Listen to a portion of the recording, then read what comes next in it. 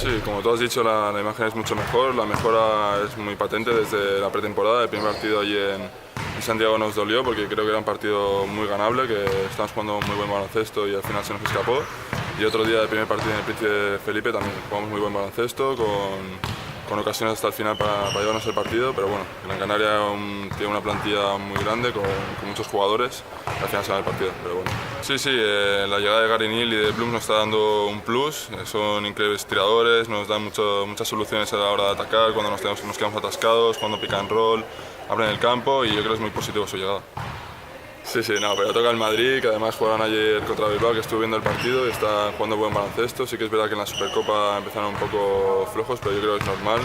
Jugadores nuevos y el Madrid también es un equipo que todas las temporadas juega muchos partidos y vienen de la selección también algunos jugadores.